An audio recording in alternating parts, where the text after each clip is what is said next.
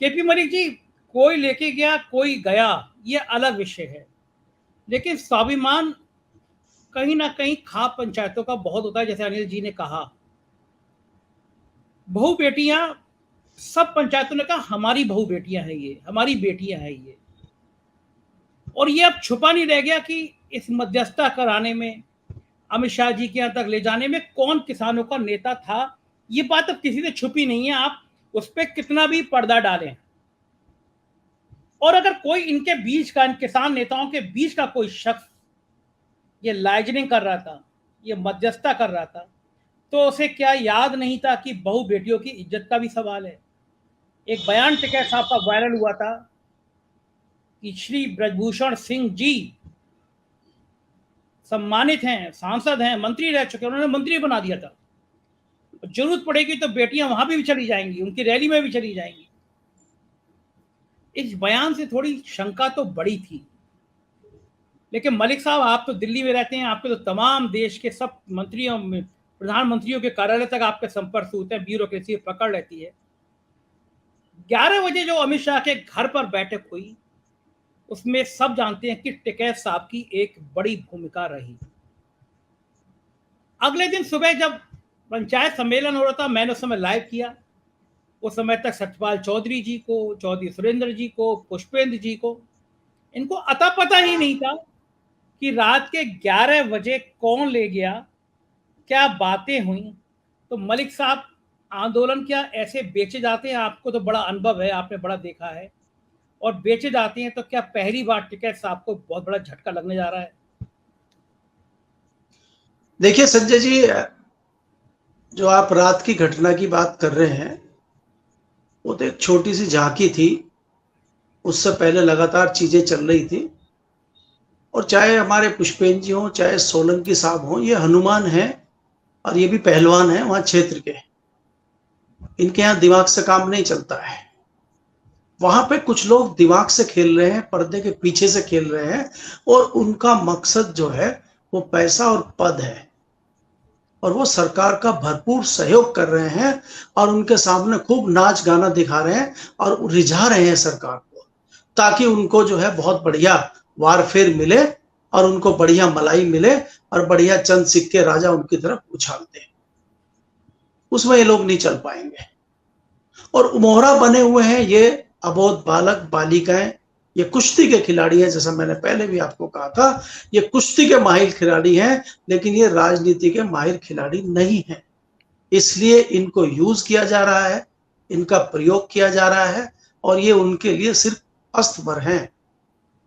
आप संजय जी मुझे बताइए, इसी सरकार में एक मंत्री हुआ करते थे एमजे अकबर, और एक मुंबई की महिला ने उन पर आरोप भर लगाया था, सिर्फ मीडिया में चला था, पुराना 20 साल पुराना उन्होंने वाक्य का जिक्र कर दिया था, और सरकार ने कितनी तेजी से एक्शन लिया। वो बेचारे मंत्रालय में थे, कहीं बाहर थे, और जब आए पता चला कि आपका तो मंत्रालय ही चला गया, और ये तो मंत्री भी नहीं है, ये तो खाली एमपी है। तो इन पे इतना क्या चल रहा है? तो ये जो चीजें हैं, ये सिर्फ राजनीति हो रही है, और इसमें दुर्भाग्य हमारे समाज का है। हम लगभग यहाँ समाज के सारे लोग बैठे हैं, उसी समाज से बिलोंग करते हैं जिसकी ये बेटियां हैं। मुजफ्फरनगर से हम और अनिल जी बिलोंग करते हैं। हमारा खून खोल गया था जब उस जाट के एक युवक को पता चला कि मेरी बहन को कुछ बच्चे छेड़ रहे हैं, तो वो अपने मामा के साथ उस लड़के को मारने पीटने के लिए उसके गांव पहुंच गया था, ये जानते हुए कि तू कहां जा रहा है, और उसको मारा, इतना पीट दिया उसको कि वो मर गया। हालांकि बाद में वो दोनों की भी जान गई और दंगा हुआ 2013 का।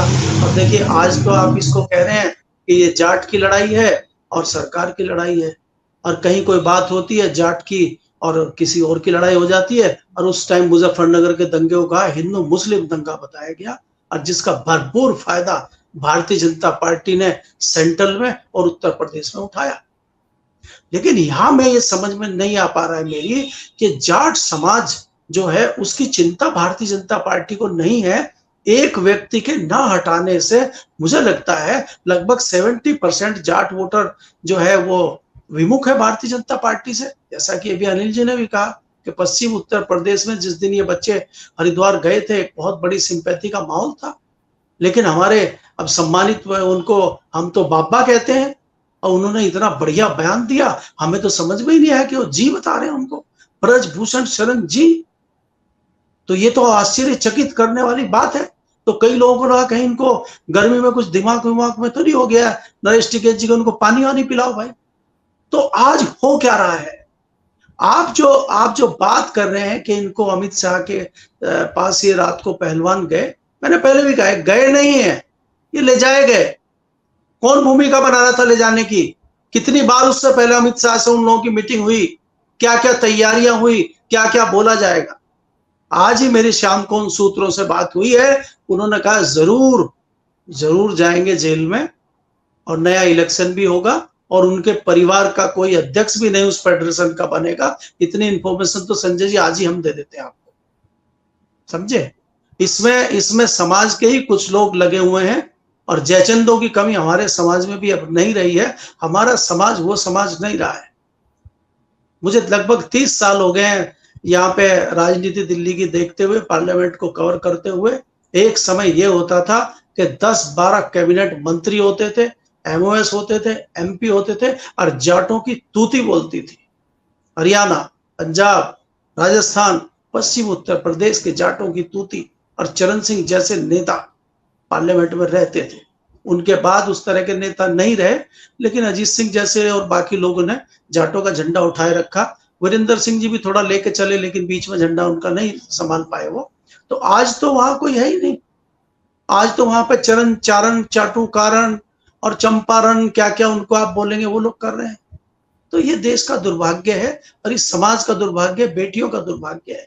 क्या इन बेटियों को इस चीज की ट्रेनिंग दी गई थी कि आपको ये रणनीति करनी है, आपको आंदोलन करना है? उनको आंदोलन में एक्सपर्ट बनाया गया था? अरे उनको तो कुश्ती में एक्सपर्ट बनाया गया था, कुश्ती की ट्रेनिंग उनको दी गई थी। मैंने फिर कह रहा हूं ना कि आप उनके साथ दो हाथ करिए ना कुश्ती में, ठीक बात। लेकिन इसमें वो आपके साथ कुश्ती नहीं लड़ पाएंगे। वो तो कुश्ती के खिलाड़ी हैं, वो राजनीति के खिलाड़ी नहीं है, इसलिए वो पिछड़ रहे हैं।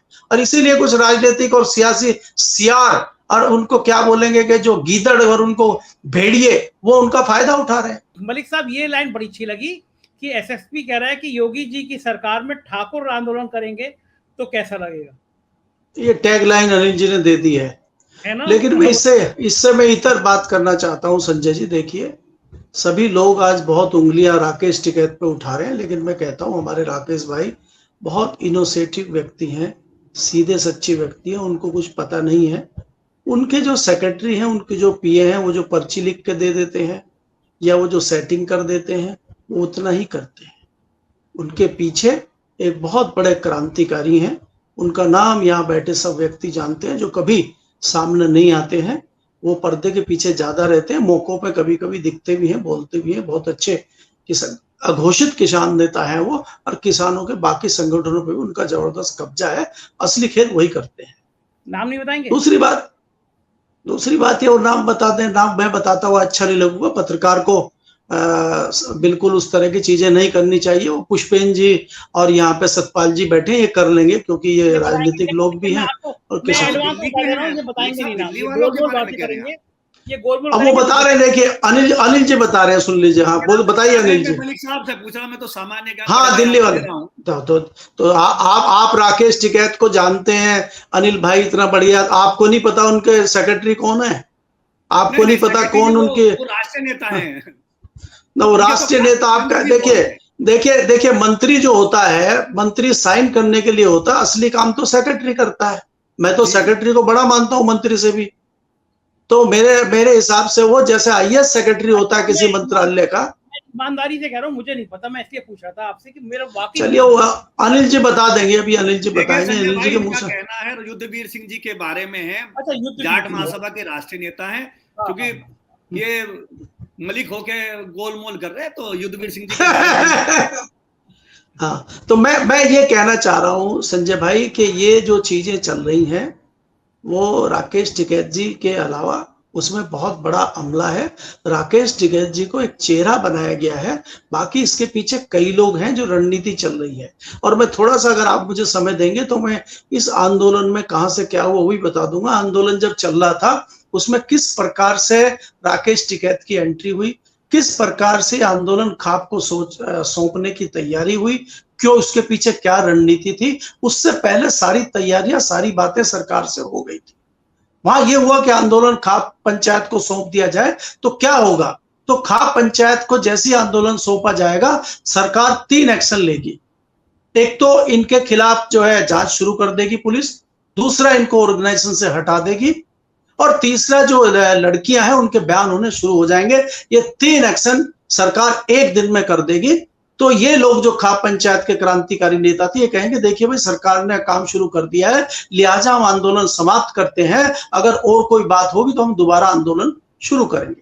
अब आप ये देखिए, उसके बाद ये बातें हम जैसे कोई छुटवैया पत्रकार के हाथ लग गई और हमने जो है वो बता दिया कुछ लोगों को, जो क्रांतिकारी लोग, इनके भी तो है पर्दे के पीछे पहलवान वाले, तो वो बात लीक हो गई कि अगर खाप पंचायत के हाथ में दिया जाता है आंदोलन, जैसे कि सोलंकी जी ने भी बताया, तो मुहिम 24 को दिया जाए।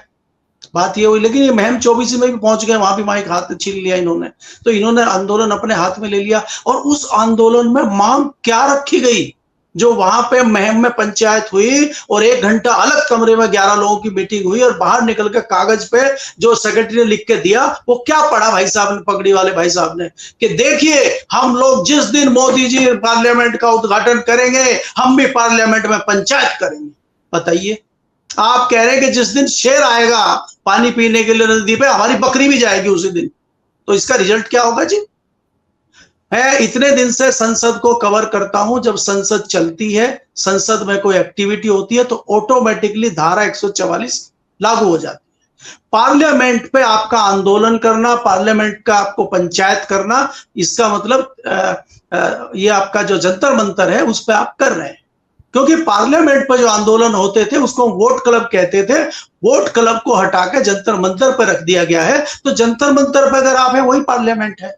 लेकिन इनको समझा दिया गया, ये किसने किया, ये क्यों किया, इसके क्या मायने हैं। तो ये षड्यंत्र था आंदोलन को खत्म करने का, जिसमें वो कामयाब हुए। और ये आंदोलन मैं आपको बता देता हूं, मेरे हिसाब से लगभग समाप्त है, बिक चुका है, अब इसमें कुछ नहीं होने वाला। ये जो दूसरे लोग हैं बचे हुए, चाहे वो पुष्पेन जी हो, चाहे सतपाल भाई हो, चाहे सोलंकी जी हो, बाकी लोग बैठे हुए हैं, देखिए आप भी इस बात को मानेंगे कि एक बार जो टेम्पो बन गया वो अगली बार नहीं बनेगा। किसानों का आंदोलन दिल्ली में 1 साल से ज्यादा चला था, अब किसान आंदोलन ताकत लगा लें, और सदियों में ऐसे आंदोलन खड़े होते हैं। ये आंदोलन 25 से 30 साल के बाद दिल्ली में हुआ था, और अब 3 दशकों तक दिल्ली में इस प्रकार का आंदोलन आप लोगों को दिखाई नहीं देगा। मैं चैलेंज करता हूं इस बात को। और ये जो लड़कियों का आंदोलन है, इसमें बहुत ज्यादा चीजें आ चुकी हैं, ना उनमें लड़कियों में इतनी हिम्मत बची हुई है, और ना उनके परिवार में बची हुई। मैं बताऊं, जिस तरह से टॉर्चर उनके परिवार को किया जा रहा है, इन लड़कियों को किया जा रहा है, मैं वही कह रहा हूं जैसे मैंने पहले कहा कि ये राजनीतिक मंजे हुए खिलाड़ी नहीं है, ये तो पहलवान है, और उनको आप टॉर्चर कर रहे हो। भाई किसी को अगर परेशान करना है, उसके लक्ष्य से भटकाना है, तो उसको डुगडुगी बजाने लगी है उसके सामने, तो कोई इधर डुगडुगी बजा रहा है, कोई उधर, उनको पागल करके रख दिया है, तो कुछ नहीं कर पाएंगे वो, और सरकार अपना उल्लू सीधा कर लेगी। और ब्रजभूषण जी जो है वो कृष्ण जी की मुद्रा में खड़े होकर ऐसे बांसुरी बजाएंगे।